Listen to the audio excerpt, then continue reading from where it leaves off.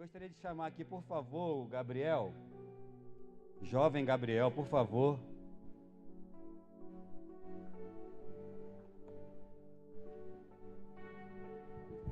O Gabriel hoje tem a responsabilidade da parte do Senhor de trazer a mensagem de Deus para o nosso coração, né?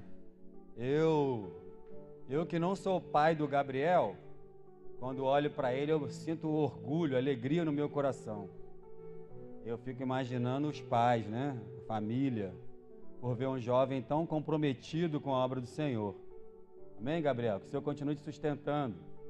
Você pode erguer suas mãos para cá? Vamos orar pela vida do Gabriel. Pai bendito, louvado e glorificado é o teu santo nome, pela vida do teu filho que o Senhor chamou, capacitou, e aprove ao Senhor que hoje ele estivesse aqui, ó Deus, para que a tua palavra, somente a tua palavra, fosse compartilhada para os nossos corações. O nosso pedido a ti nessa hora é que o Senhor mantenha a tua potente mão sobre a vida do teu filho, e tudo aquilo, ó Deus, que o Senhor mesmo colocou no seu coração, que ele possa externar para a honra e glória do teu santo nome. Continua usando o teu filho como o Senhor já tem feito, ó Pai, e que a tua palavra, como boa semente que é, que ela possa encontrar nos nossos corações nessa noite terra fértil, para que ela nasça no nosso coração, cresça e dê muitos frutos para a glória do teu nome. Assim nós oramos, Senhor, com a certeza do teu cuidado, do teu amor e do teu zelo para com a vida do teu filho. Amém e amém.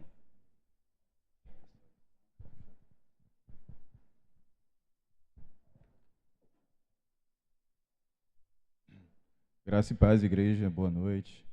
É com muito prazer que eu digo que eu tenho a oportunidade novamente de estar aqui e trazer a palavra de nosso Senhor e Salvador Jesus Cristo a toda a igreja local. E gostaria de pedir que os irmãos e irmãs abram suas Bíblias na carta aos Hebreus, no capítulo 12, no versículo 1.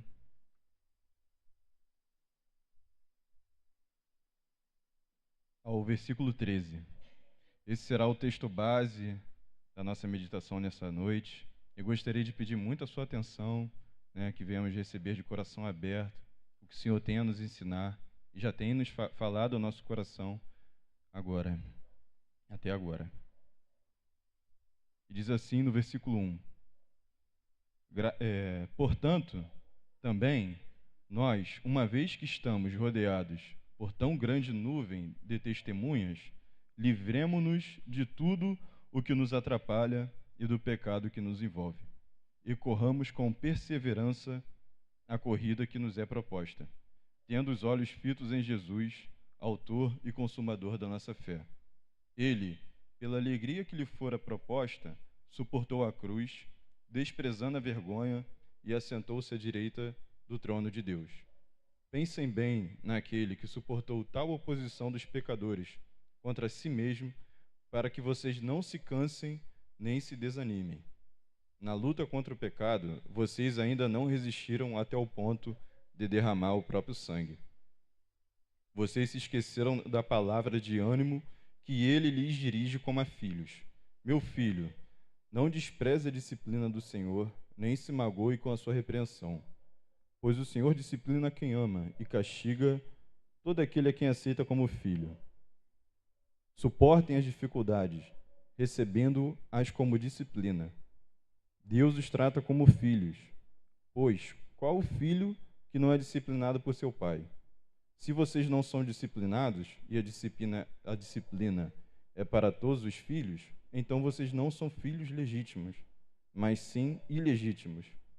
Além disso, tínhamos pais humanos que nos disciplinavam, e nós os respeitávamos. Quanto mais devemos submeter-nos ao Pai dos Espíritos para assim vivermos. Nossos pais nos disciplinavam por curto período, segundo lhes parecia melhor, mas Deus nos disciplina para o nosso bem, para que participemos de sua santidade.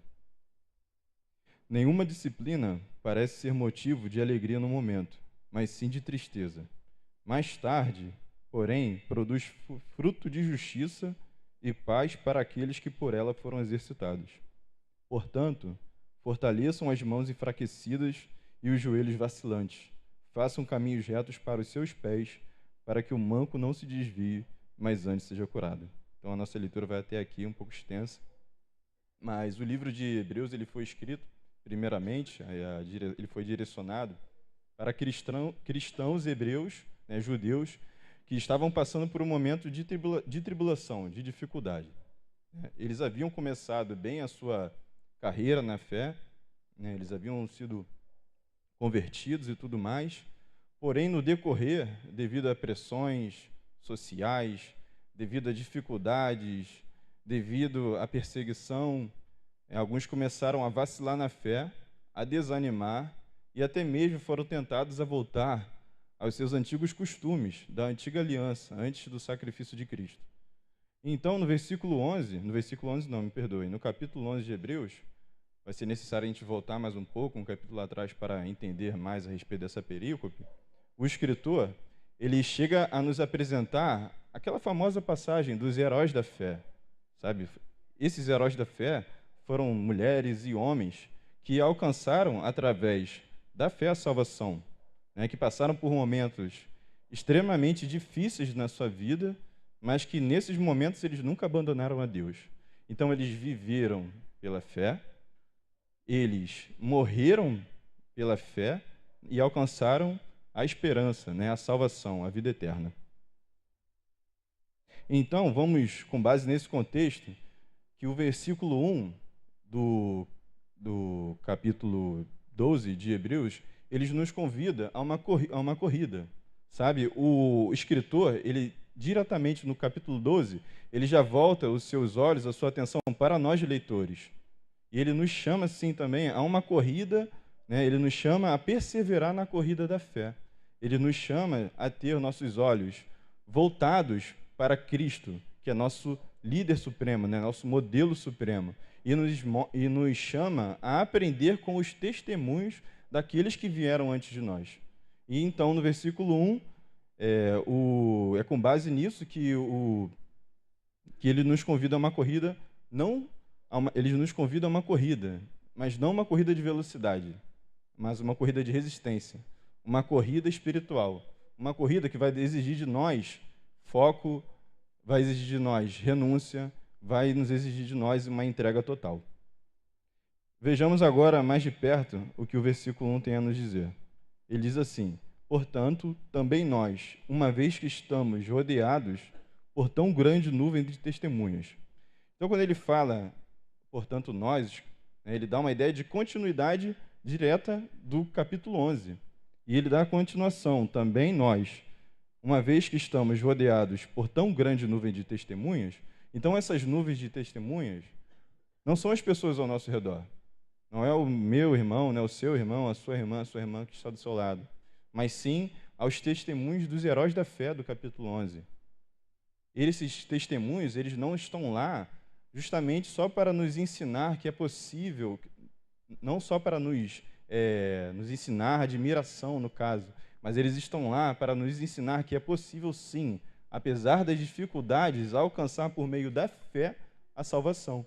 Abraão foi assim, um exemplo, né? Saiu da sua terra, da sua casa, do meio da sua parentela e foi para uma terra distante, onde ele não sabia o que aconteceria com ele.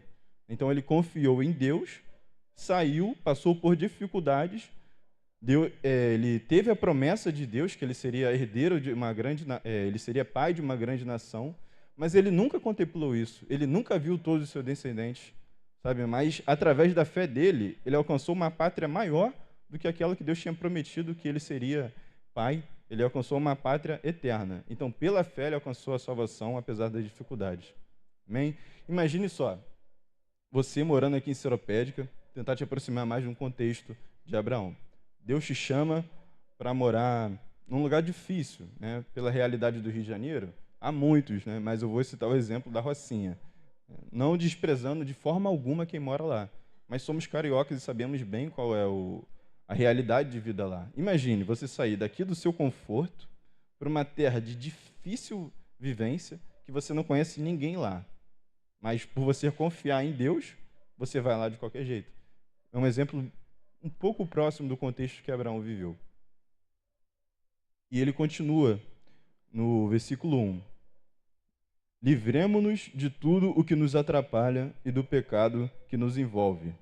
Então ele diz, livremo-nos, portanto, como estamos rodeados de tão grande nuvem de testemunhas, que nos atestam que é possível alcançar a salvação, livremo-nos de todo o pecado, de tudo o que nos atrapalha e de todo o pecado que nos envolve.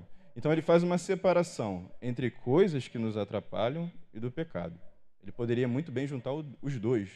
Falar, não, livrem-se de todo o pecado que os atrapalha.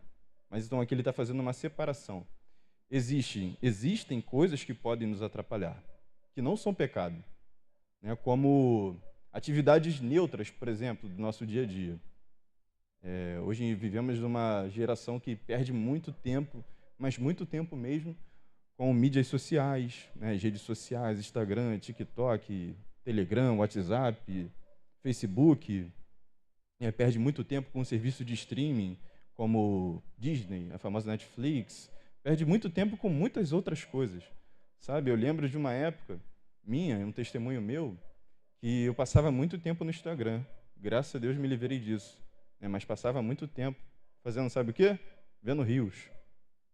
Ficar rindo o dia todo à toa com rios. Mas aí eu descobri, na verdade, o meu irmão Samuel, há uns anos, acho que tem um ou 2 anos, que tinha como ver o seu histórico de atividade, do seu tempo de atividade, que você gastava, a sua média diária de horas. E a minha média diária, assim, ele pegava na semana e fazia uma média diária, estava de 2 horas de uso por dia só no Instagram.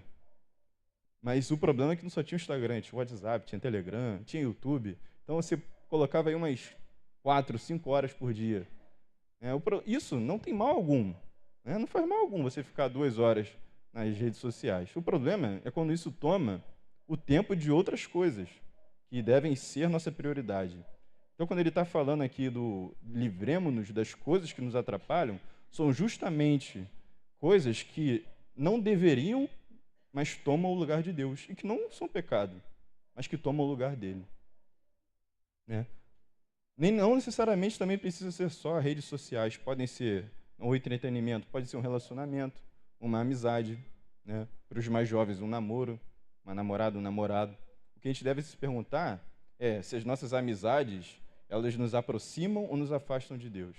Não estou dizendo que nós não precisamos falar com qualquer pessoa que aparecer, que não seja cristã, nós precisamos nos afastar e jamais falar, jamais conversar ou criar um vínculo. Não é bem isso. Nós somos assim. Muito pelo contrário. A questão toda que devemos nos perguntar é se estamos deixando nos influenciar ao ponto da nossa amizade nos afastar de Deus, ou se é o contrário.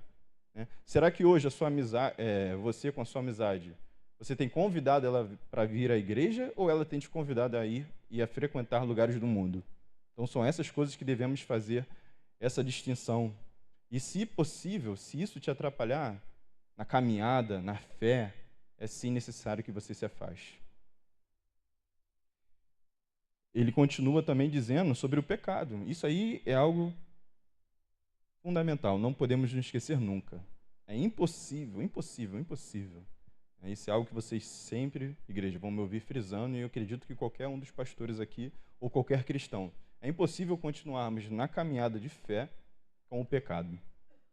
É impossível. Imaginem só, já que o escritor nos chama a uma corrida, não de velocidade, mas uma corrida de resistência. Imaginem que façamos uma maratona e que nessa maratona venhamos a carregar uma mochila com 100 quilos. Será que a gente vai conseguir chegar ao final? Lógico que não. Vocês podem até estar achando exagerada a analogia que eu estou fazendo. Ninguém é louco de carregar uma mochila de 100 quilos numa maratona. Mas é justamente isso. O pecado ele é tão pesado, ele não é um fardo leve, ele é tão pesado que é impossível termos amizade com Deus e amizade com o pecado. E é justamente por isso que eu usei essa analogia. Então não podemos esquecer o pecado que nos envolve, o pecado que está ao nosso redor e as coisas que nos atrapalham são o fator principal que podem nos fazer fraquejar na fé e continuar nessa caminhada. E ele dá seguimento no versículo 1, e corramos com perseverança a corrida que nos é proposta. Então, o que também não podemos nos esquecer é que a corrida, essa caminhada que nos é proposta, que o escritor ele diz, não é uma caminhada só em unidade, não é só uma caminhada que tem a responsabilidade da igreja toda. O que eu estou querendo dizer é que a caminhada que é proposta a cada um de nós é de uma responsabilidade intransferível para o outro que está ao nosso lado. Apesar de eu ter, por exemplo, os meus pais, que são cobertura espiritual minha, são uma autoridade abaixo de Deus aqui na terra, são a maior autoridade que Deus constituiu sobre a minha vida, apesar de eu ter eles, apesar deles orarem por mim, serem minha cobertura espiritual, jamais eu vou poder alcançar a salvação por meio da responsabilidade, por meio deles, por meio das atitudes deles, por meio das orações deles. É claro que as orações e as ações deles podem ser um meio pelo qual leve a minha salvação, mas eu primeiro precisaria levantar as mãos e aceitar Jesus. Então a nossa caminhada, né, é algo proposta a nós mesmos. Ninguém vai poder tomar responsabilidade por suas ações além de você mesmo. E é isso que o escritor ele nos convida. Corramos com perseverança a corrida que nos é proposta. Amém? E ele dá seguimento no versículo 2, tendo os olhos fitos em Jesus, autor e consumador da nossa fé. Então ele é bem específico. Tendo os olhos fitos em Jesus, que é o autor, aquele que iniciou, e o finalizador, né? O consumador da nossa fé.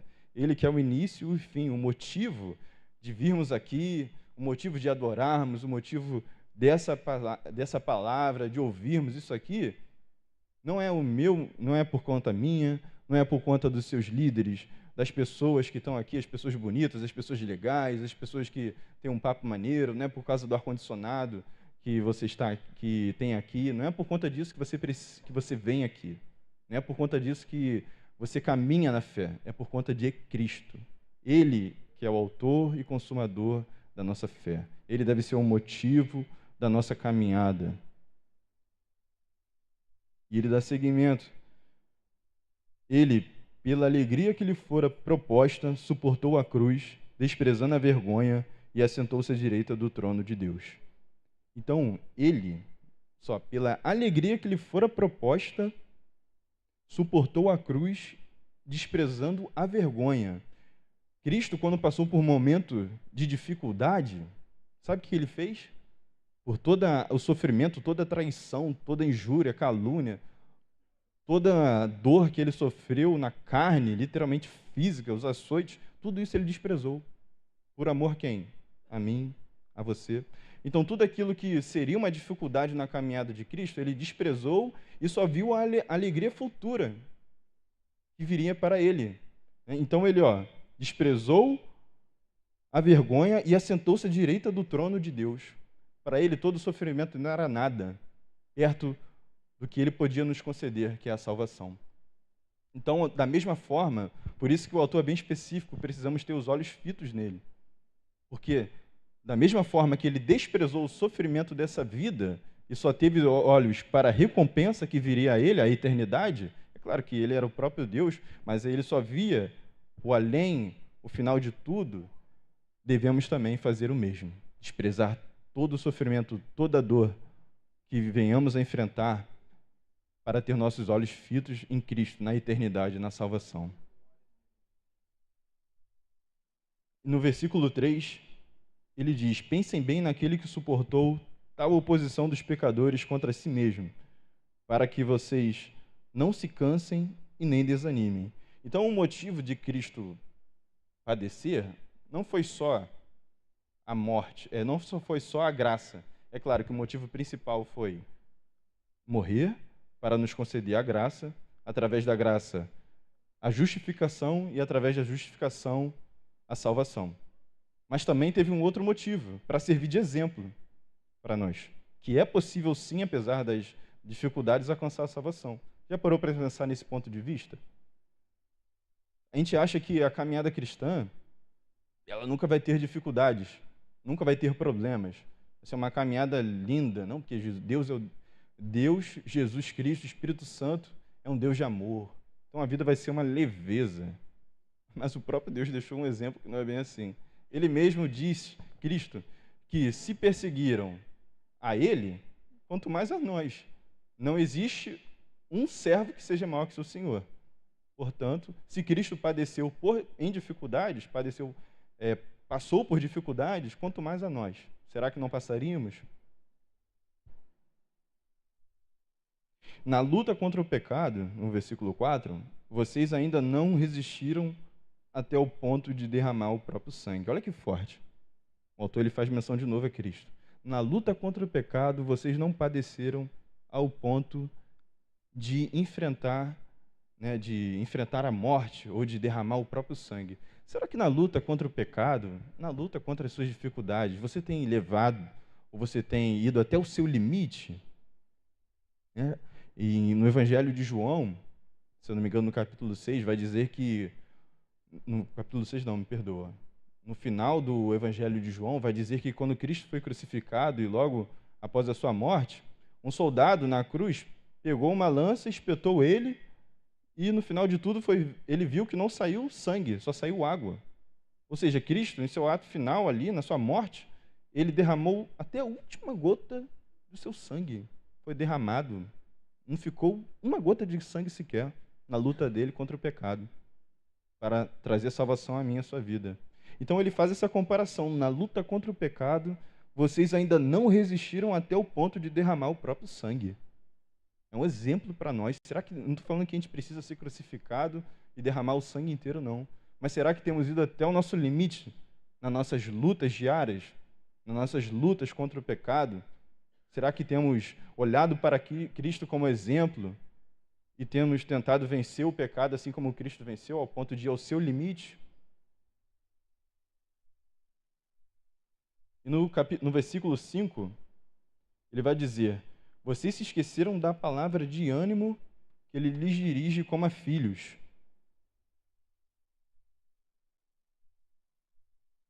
Meu filho, não despreze a disciplina do Senhor, nem se amagoe com sua repreensão.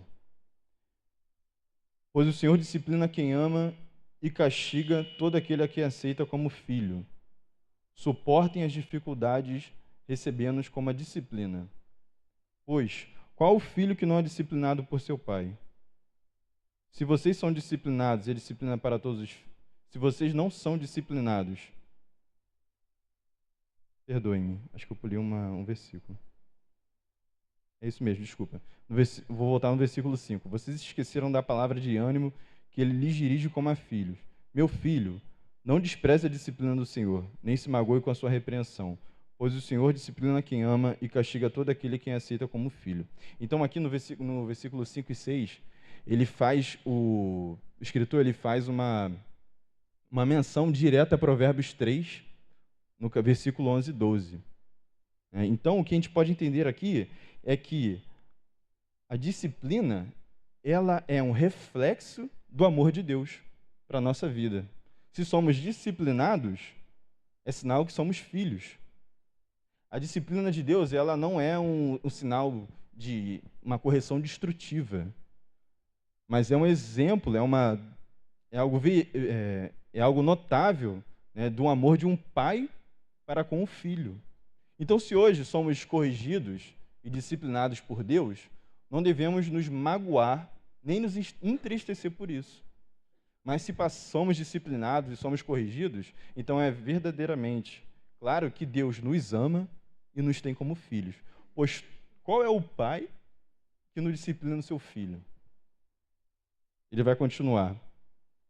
No versículo 6 ele diz, né? Pois o Senhor disciplina quem ama e castiga todo aquele que aceita como filho. Aí no versículo 7, suportem as dificuldades, recebendo-as como disciplina.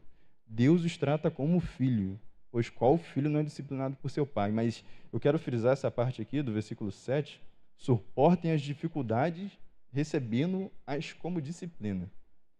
Não é meio forte isso aqui? Então, todo padecer, todo sofrimento, devemos ter uma perspectiva diferente dele. É isso que o autor ele nos convida a ter. A mudar os nossos olhos a respeito do sofrimento. Não olhar só com olhos carnais, mas com olhos espirituais. Ao invés de nos questionarmos do porquê Deus ele está nos concedendo o sofrimento, desculpe, Deus concedendo não, do porquê estamos passando pelo sofrimento, porque o sofrimento ele não vem do Senhor, ele é um fruto, infelizmente, da consequência, muitas das vezes, de terceiros, do mundo caído em pecado, né? Se há algo que é fato, é que toda dor, todo sofrimento, ele é por culpa do próprio homem, não do Senhor. Só que Deus ele permite que nós passemos pela dor por conta do quê? Da correção que ele nos deixa passar para que aprendamos algo com isso. Se vocês não são disciplinados, no versículo 8 diz assim, ó, se vocês não são disciplinados e a disciplina é para todos os filhos, então vocês não são filhos legítimos, mas sim ilegítimos. Então, se eu não passo por dificuldade, quer dizer que eu não sou filho de Deus. É literalmente assim que ele está dizendo. Se eu tivesse tudo bem com a minha vida, sem problema nenhum, totalmente confortável, então eu não seria filho de Deus. Olha que forte. Vai dizer isso para uma pessoa que está querendo caminhar com Cristo. Ela vai olhar sem entender, não vai querer nada. Mas essa é a verdade. Né? A verdade é que dificuldades elas existem para qualquer pessoa no mundo. Não existe uma pessoa que tenha nascido ou que vá nascer que não vai enfrentar dificuldades. A diferença é que nós temos certeza que Deus ele padece e ele passa junto com nós na dor, no sofrimento. Só que ele permite que passemos para aprendermos, para que a dificuldade, aquilo ali, nos aproxime de sua santidade. É o que veremos mais à frente. Então tem um propósito de Deus para cada lágrima, para cada dor que você passa no seu coração. Nada é sem propósito. E Deus, ele passa, ele sabe exatamente tudo que você passa, porque foi ele que permitiu. Deus é soberano, ele sabe de todas as coisas. Amém? O propósito dele é muito maior do que o nosso. Se vocês não são disciplinados, versículo 8, vou ler do 8 ao 9 de novo, e a disciplina é para todos os filhos, então vocês não são filhos legítimos, mas sim ilegítimos. Além disso, tínhamos pais humanos que nos disciplinavam, e nós os respeitávamos. Quanto mais devemos submeter-nos ao Pai dos Espíritos para assim vivermos. Eu lembro que na minha infância, a disciplina era comigo mesmo, comigo e com meu irmão Samuel, mais ainda.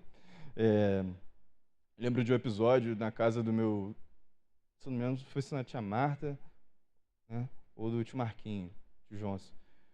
Mas na verdade foram em ambos, porque meu irmão era de fazer isso frequentemente. Eu lembro que na hora do almoço, meu irmão gostava muito de comer quando ele era mais novinho, era gordinho, né, amava alguma comidinha, mas na hora do almoço ele era desesperado para comer. Aí mal dava tempo das pessoas colocarem a comida, né, botar na mesa, ele já queria comer. Aí minha mãe só olhava ele. Aí ele falava alto: por que a senhora está me olhando? A minha mãe ela mordia o beiço, porque ela estava doida para beliscar ele, mas entrava na disciplina depois de em casa. A vara, né? A vara mesmo. E então, né, se nossos pais nos corrigiam, quanto mais a Deus. Eu tenho certeza, porque eu vi que a disciplina trouxe a ele muita dor. Foi muita varada que ele tomou. Mas e hoje? O quanto isso trouxe de bem para ele? Uma pessoa educada, totalmente diferente, manso. A gente consegue perceber a diferença entre filhos que são corrigidos pelos seus pais e filhos que não. Quem gosta de ficar perto de uma criança mal educada? Dá até vontade de você virar pai dela e corrigir ela. Não é? Então a mesma coisa é com Deus. Se nossos pais, ele diz aqui, ó, além disso, tínhamos pais humanos que nos disciplinavam e nós os respeitávamos. Nunca faltei respeito com meus pais por conta da disciplina que eles me deram. Quanto mais devemos nos submeter ao Pai dos Espíritos para assim vivermos. Então, quanto mais devemos ter entendimento que nos momentos de dificuldade é uma correção do Senhor.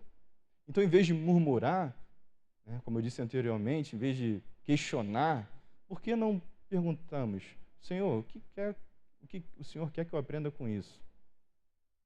Amém?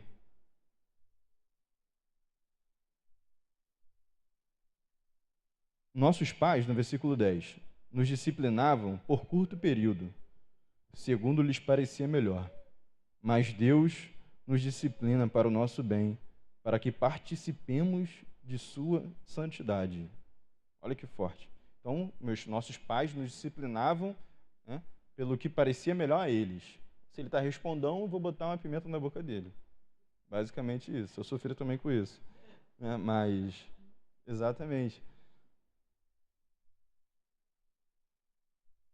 Mas Deus, ele nos disciplina para o nosso bem, para que participemos da sua santidade. Então, meu pai e minha mãe me disciplinaram para que nesta vida eu fosse educado. Mas Deus, ele não só disciplina por essa vida, não.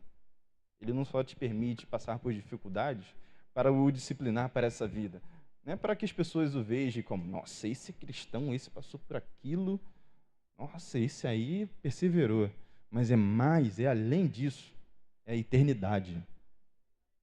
Ele quer te fazer forte, ele quer te fazer diferente, para que você participe da santidade dele. Então, a disciplina do Senhor, as dificuldades, ela não tem um propósito mero de te fazer sofrer. Ela tem um propósito de te fazer amadurecer, um propósito de alcançar a vida eterna.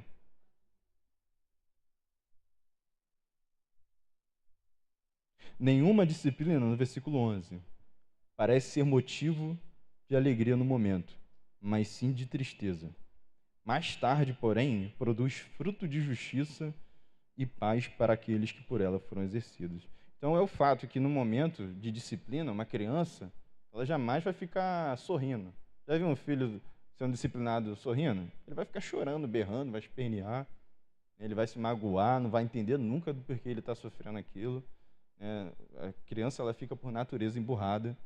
E nós também, quando passamos por um momento de sofrimento, quem é que fica sorrindo? Só se for para maquiar o que está passando. Mas eu nunca vi ninguém sofrendo rindo. Né? E assim, da mesma forma, acontece conosco. E ele é bem claro aqui. Nenhuma disciplina parece ser motivo de alegria no momento, mas sim de tristeza. Porém, mais tarde, produz fruto de justiça e paz paz para aqueles que por ela foram exercitados. Então, quando entendemos que é um momento, né, de disciplina, é só uma fase, tudo muda. Porque ela produz em nós paz e fruto de justiça para aqueles que a exercitam, para aqueles que entendem que é uma repreensão do Senhor, que é algo do Senhor. Isso é muito forte, igreja, falar disso. E como é que é possível, né, entender, é tão difícil, na verdade, entender que é o próprio Deus que permite que tais coisas ocorram para que venhamos a amadurecer na fé, perseverar na fé. E é por isso que aqueles cristãos, os hebreus, eles estavam tendo essa dificuldade de entender que, apesar do sofrimento, que por um momento que eles estavam passando por sofrimento, eles queriam desanimar, eles queriam fraquejar, eles queriam voltar atrás, porque eles não entendiam que era algo que Deus permitia eles passar. Eles não conseguiam enxergar a mão do próprio Deus. Essa semana, foi uma semana, na verdade, passada, muito difícil para minha família, né, principalmente para o meu pai. A gente perdeu a nossa avó, mas já era algo que Deus estava trabalhando no nosso coração, que ia levar ela. Um momento bem difícil. Né? Mas Deus estava ali com a gente, preparando, exercitando, e hoje Ele trabalha em nós amadurecimento, para entender que foi o tempo, e muitas outras coisas ainda que vamos aprender com isso. Mas é a vontade de Deus, é soberana. Quem somos nós para questionar? O que é melhor? Se Deus é a própria justiça, se Deus é o próprio amor, se Deus é o próprio entendimento, se a palavra dele é lei, né? A lei que conhecemos hoje foi formada pela sua palavra. Então, como ele não é a própria lei? Como ele não é a própria justiça, a própria verdade? Então, quem somos nós para questionar o nosso sofrimento? Como eu repito, como eu disse anteriormente, o sofrimento ele não vem por conta de Deus. Deus não é mau, a sua natureza não é má. Essa natureza é boa. Cristo vai dizer que só há um bom, o próprio Deus. Só existe um bom Deus. Então, Deus ele sabe da nossa dor. E no versículo 12, ele diz: portanto, fortaleçam as mãos enfraquecidas e os joelhos vacilantes. Olha só, depois de dizer tudo isso aqui, de te convidar a uma corrida de perseverança, de ter os seus olhos fitos em Jesus, que é nosso modelo supremo, de entender que as dificuldades, elas são uma disciplina do Senhor, são passageiras, elas nos levam à sua santidade, ele diz: portanto, fortaleçam as mãos enfraquecidas e os joelhos vacilantes. Então, fortaleçam a sua fé, fortaleçam as suas pernas. Imagine que você está lá na caminhada, quase fraquejando, e vem essa palavra: ó, se fortaleça. É possível sim perseverar. É possível sim, porque Cristo venceu o mundo. Então, Ele é o motivo da nossa fé. É Ele quem nos sustenta. No versículo 13 ele diz: façam caminhos retos para os seus pés, para que o manco não se desvie, mas antes seja curado. Então, faça caminhos retos para os seus pés. Livre-se de tudo aquilo que te atrapalha, de todo o pecado, de tudo aquilo que te inibe de alcançar a salvação, porque há alguém do seu lado. Ele diz aqui, ó, para que o manco não se desvie, mas antes seja curado. Através da sua vida, Deus quer levar a salvação, Deus quer levar a cura, Deus quer trazer libertação. Às vezes a gente nunca acha, nós nunca achamos que tem uma vida olhando por nós como referência. Alguns pensam que são só os pastores, sempre joga essa responsabilidade por conta da figura de liderança. Não, lá, irmão, todo mundo olha para o pastor é o cara. Só que Paulo ele é bem claro, ele diz que nós somos cartas vivas, todos nós. Ele não dá uma exclusividade a essa mensagem, todos nós. Então sempre tem alguém olhando para você, independente do quão pequeno você talvez ache que seja, mas não é. Desde o primeiro dessa cadeira até o último, sempre tem alguém olhando você como referência. Mas ele é bem claro, para que o manco não se desvie, mas antes seja curado. Então, imagine que você viva uma vida de falsidade no Evangelho. Será que você não poderia ser uma pedra de tropeço? Com certeza. Então, isso serve de um alerta para nós. Então, para finalizar,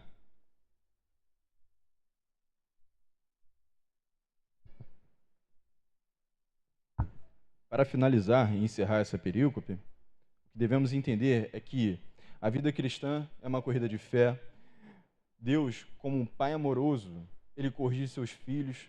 Então, o sofrimento é algo ele é notório, porque Deus nos ama. E se sofremos, se somos corrigidos, é porque Deus é conosco. Ele nos aceitou como filhos. E o sofrimento, ele é um instrumento de santificação. Ele não é sem propósito. E ao final nós somos chamados a seguirmos firmes, tanto por nós, quanto aqueles que estão ao nosso redor. Amém, igreja? Então eu espero que Deus ele tenha falado ao seu coração, que venhamos sim juntos a continuar nessa perseverança, nessa caminhada de fé. Não se esqueça nunca, você não está sozinho, né? Não existe ninguém aqui que seja diferente ou maior do que ninguém. Todos passamos por, claro, realidades de vida diferentes, mas o contexto é o mesmo, o sofrimento, a perseverança. Todos nós passamos por dificuldades na vida e todos nós estamos na mesma direção, no mesmo alvo, em direção à salvação. Então persevere nessa fé, persevere na caminhada, por mais difícil que seja estar aqui na igreja, por mais difícil que seja você abandonar o pecado, você deixar de lado as coisas que o atrapalham, vale a pena, vale mais a pena estar com Cristo, vale mais a pena. Amém?